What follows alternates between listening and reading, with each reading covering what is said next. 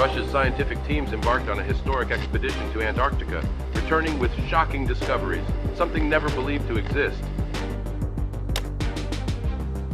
So many things on this planet are not what they seem. These include many things that many people have taken for granted, like some popular facts and quotes about the Antarctic.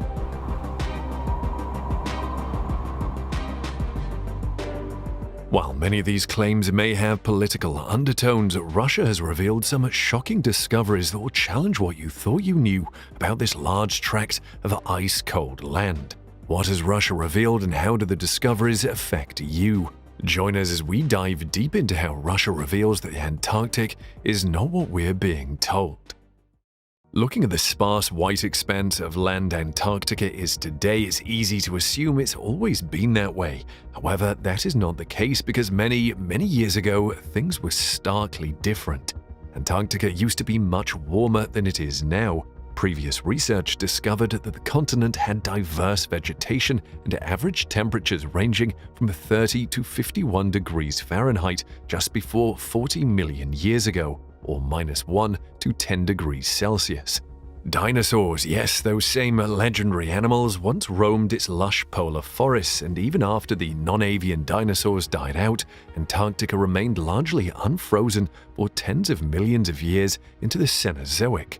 But all of that changed around 34 million years ago when global temperatures dropped by an average of 5 degrees Celsius, allowing the Antarctic ice sheets and glaciers to form. The reason for the big freeze in Antarctica remained a mystery, but a team of scientists has discovered the answer. Interestingly, there were two leading theories for the reason Antarctica is the frozen landscape that it is today, but scientists have now combined those two theories to shed more light on the history of the region. The first explanation comes down to global climate change.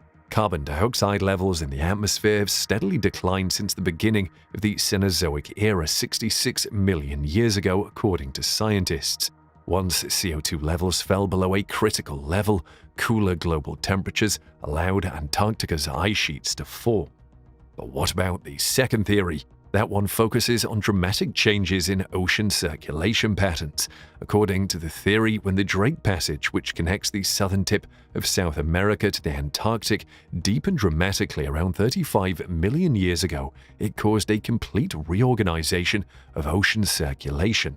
According to the argument, the increased separation of the Antarctic landmass from South America resulted in the formation of the powerful Antarctic Circumpolar Current, which acted as a kind of water barrier, effectively blocking warmer, less salty waters from the North Atlantic and Central Pacific from moving southwards towards the Antarctic landmass, resulting in the isolation of the Antarctic region and lower temperatures that allowed the ice sheets to form. A group of scientists has now found a way to link the two explanations, and they claim it is the best way to understand the origins of this phenomenon. According to them, the deepening of the Drake Passage caused a change in ocean circulation, directing warm waters northward in circulation patterns similar to those found in the Gulf Stream, which currently warms northwestern Europe. This shift in ocean currents as warmer waters were forced northward resulted in an increase in rainfall, which resulted in lower carbon dioxide levels in the atmosphere beginning around 35 million years ago. As carbon dioxide levels in the atmosphere fell as a result of a process known as silicate weathering, in which silica-bearing rocks are slowly worn away by rainfall, allowing carbon dioxide from the atmosphere to eventually become trapped in limestone, there was such a significant drop in CO2 in the atmosphere that ice sheets could form rapidly in Antarctica, causing it to experience glaciation. And supporting these theories is the discovery of intriguing evidence of lost continents. Antarctica is made up of multiple cratons, which are the cores of previous continents. This observation points back to the disintegration of the supercontinent Gondwana and the connection of Antarctica to the surrounding continents. The findings contribute to the understanding of fundamental Earth tectonics and the interactions of Antarctica's land and ice sheets. Due to being so remote and buried in ice, Antarctica is a bit of a blank spot on the geologic map. But to fill in the gaps, the researchers used data from the European Space Agency's Gravity Field and Steady-State Ocean Circulation Explorer (GOCE) satellite. From 2009 to 2013, GOCE orbited Earth collecting data on the planet's gravity field. Gravities pull very slightly from place to place on Earth, depending on topography and the density of the planet's interior. Goche provided the data for a full gravity map of the planet by measuring these changes. The scientists then used other satellite data to virtually remove the ice from Antarctica, allowing them to focus on the bedrock beneath. They discovered evidence of the continent's past as part of Gondwana, a supercontinent made up of modern southern hemisphere continents that broke up about 180 million years ago. East Antarctica's crust is thicker than West Antarctica's, measuring between 25 and 37 miles or 40 and 60 kilometers thick compared to 12 and 22 miles or 20 and 35 kilometers thick. The East Antarctic crust is also a jumble of old cratons, including the Mawson Craton, which has a matching fragment in southern Australia. The new data reveal more complexity in East Antarctica's ancient cratons than was previously known. The modern-day continent also contains orogons, which are crumpled-up regions where ancient continents would have collided to form mountains. Another intriguing but related discovery was a low-density area beneath the Marie Birdland in West Antarctica.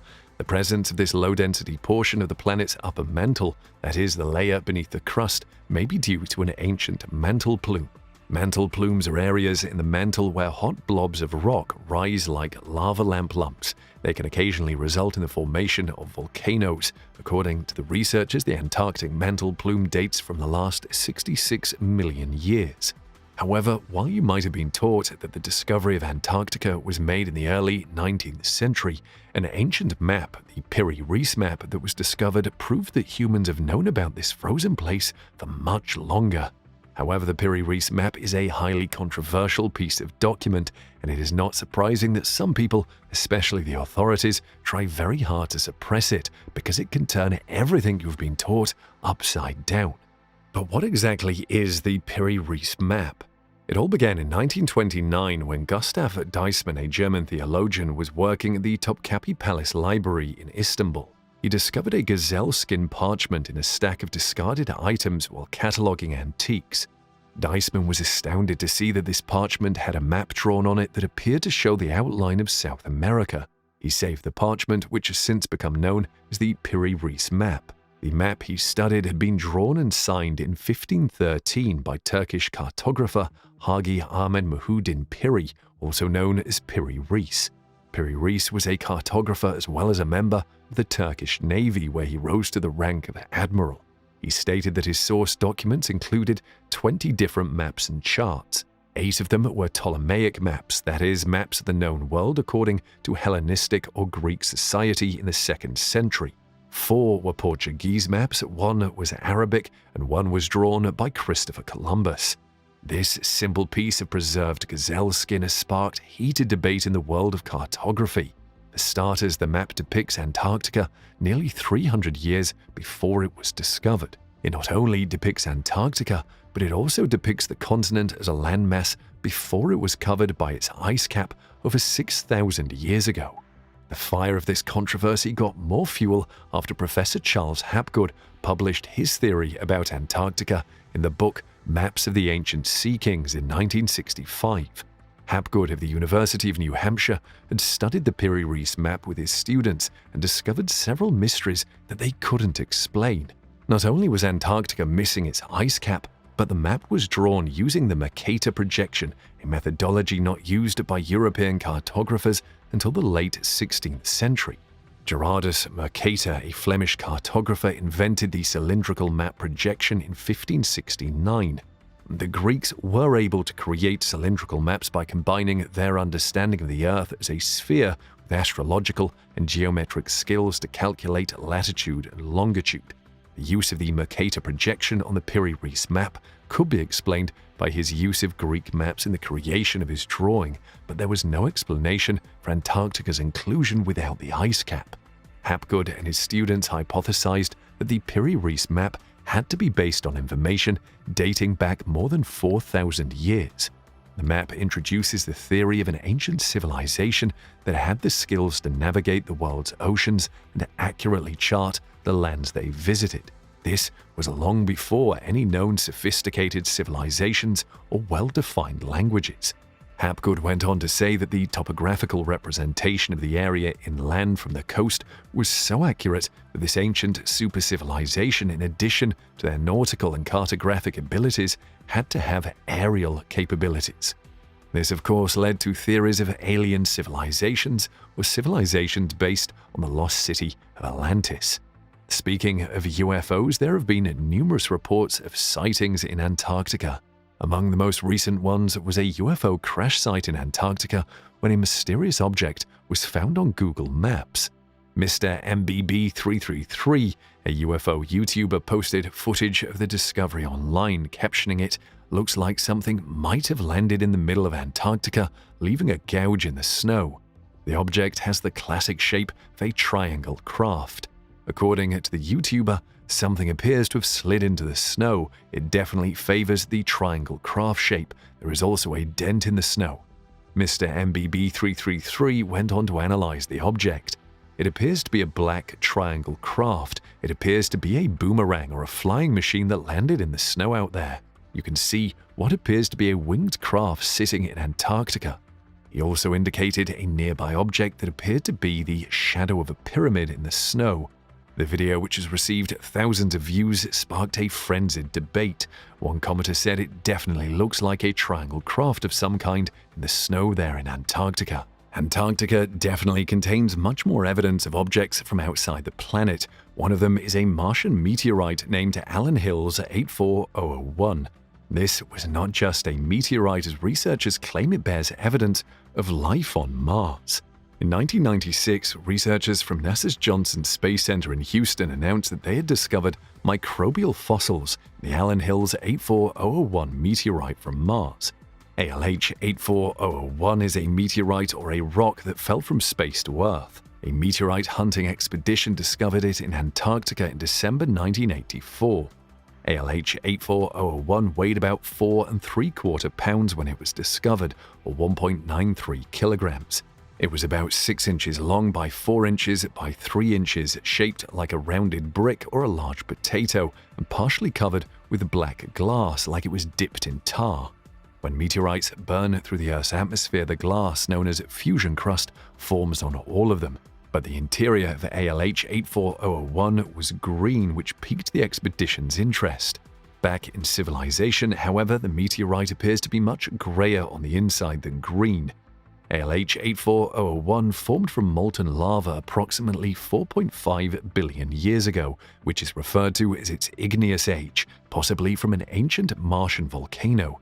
ALH 84001 is an igneous rock, like many others, that crystallizes from lava inside the Earth. ALH 84001 is also similar to an important group of igneous meteorites known as diogenites, and was classified as one of them until 1994, when Mittelfeld recognized its Martian origin.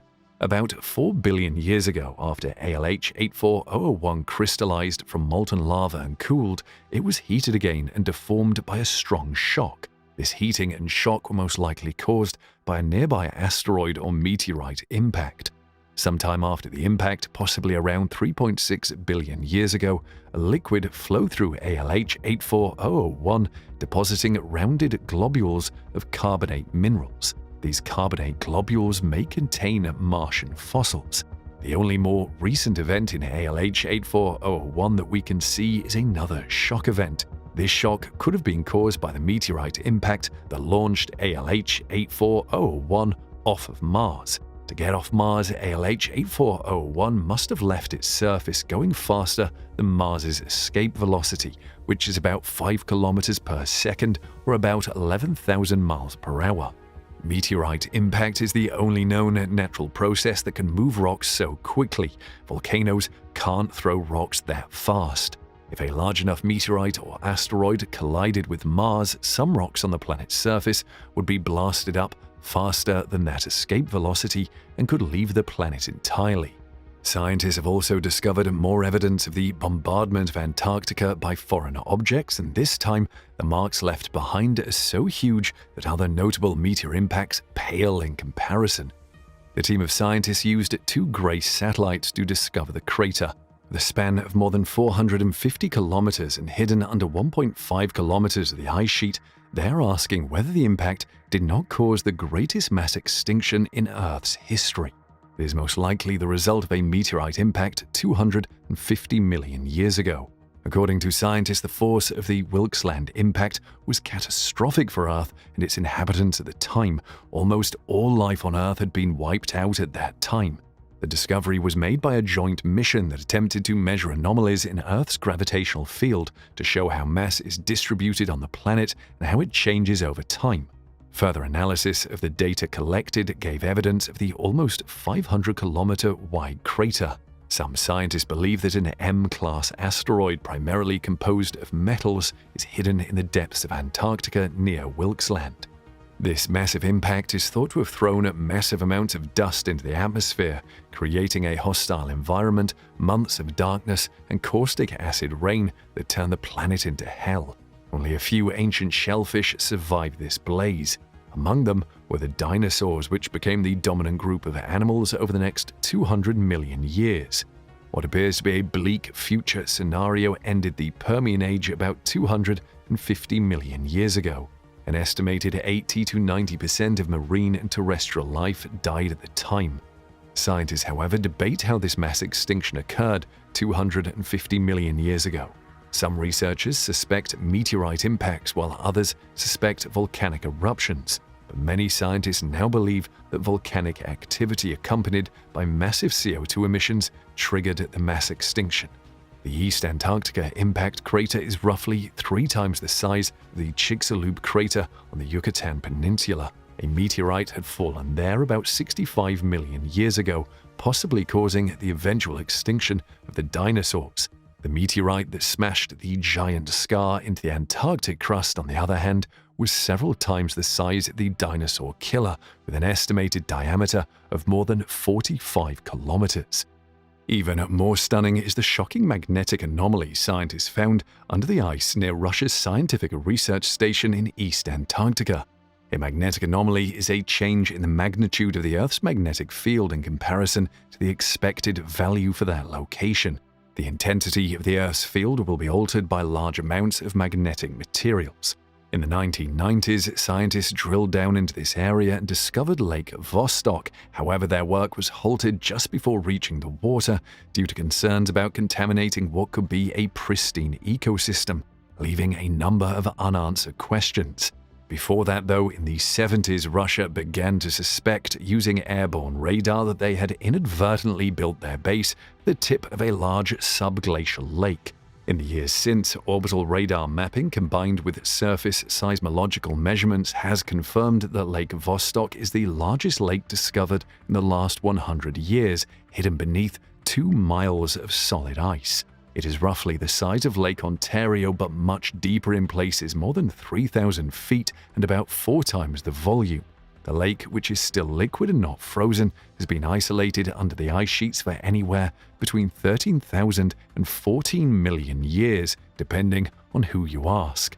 Surface thermal scans show that the water temperature in the lake ranges from 10 to 18 degrees Celsius, indicating a subterranean heat source. In addition, the entire lake is covered by a sloping air dome several thousand feet high, formed by hot water melting the overlying ice just above the lake's surface. Russian core samples have revealed the presence of microbes, nutrients, and various gases such as methane embedded in the clear, refrozen lake water just above the dome. Such items are typical biological process signatures, and the lake thus has all the ingredients of an incredible scientific find: a completely isolated ecosystem, water, heat, respired gases, and current biological activity. As the lake's true size and composition became clear, the scientists saw it as an ideal testbed for plans to drill through the ice and explore the oceans of Jupiter's moon Europa. However, the mission was cancelled due to environmental concerns, but subsequent scans of the area have revealed something even more perplexing. Another team of scientists working under the auspices of the National Science Foundation began a series of unprecedented low-altitude aerial surveys over Lake Vostok, designed to chart gravitational, magnetic, and thermal activity beneath the ice. It was in this process that they made a stunning discovery. A massive magnetic anomaly covering the entire southeast shore of the lake was discovered. While natural processes could not have caused this remarkable anomaly, the reason or source remains unknown to scientists. One possibility is that the Earth's crust near the lake is simply thinner under this section of the Antarctic, having been stretched during the formation of the lake bed itself. This would cause a local magnetic anomaly. Another explanation is that the anomaly is caused by the accumulation of metals. Of course, it is not everything in Antarctica that remains a mystery forever. For example, scientists have just uncovered the explanation for a massive phenomenon in Antarctica known as polynya. Polynyas are basically holes, but very large holes. They are pretty useful for Antarctic animals such as seals, whales, and penguins, which swim beneath the sea ice and must surface to breathe and rest. However, a particular polynya known as the Weddell Sea polynya or Weddell polynya is unique.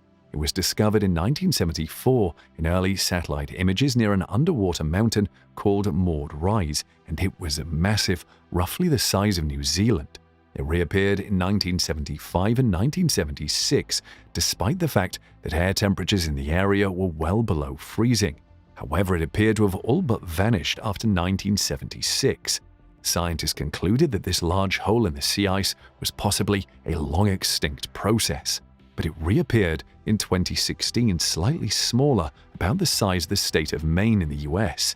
It then reappeared in 2017, and a study published linked the 2017 polynya to cyclone activity. However, as with many global phenomena, there may be more than one cause. This study shows that polynya is caused by a number of factors that all have to align for it to happen. Several of these things could happen in any given year, but unless you get them all, you don't get a polynya. Our technology is far superior to that of the 1970s, and the Antarctic has long been a source of fascination, both for the effects of climate change on the region and for the implications for the rest of the world. This meant that the team had access to a variety of data streams, including satellite data dating back decades. There was also data from the Southern Ocean carbon and climate observations and modeling, a system of floating instruments that drift in the Southern Ocean monitoring temperature, salinity, and current to 2,000 meters. This began in 2014, so there were a few years of data. In addition, for years, scientists have been outfitting Antarctic elephant seals with Argos systems instruments that include GPS and temperature and salinity sensors. This resulted in a third data stream. The recent polynyas formed as a result of a combination of factors, including unusual ocean conditions and a series of very intense storms that swirled over the Weddell Sea with almost hurricane-force winds. The researchers discovered that when strong ocean winds blow closer to the Antarctic coast, they increase upward mixing in the Weddell Sea near Maud Rise. Maud Rise then forces dense seawater around itself, creating a vortex above. For years, two of the floating instruments were caught in this vortex.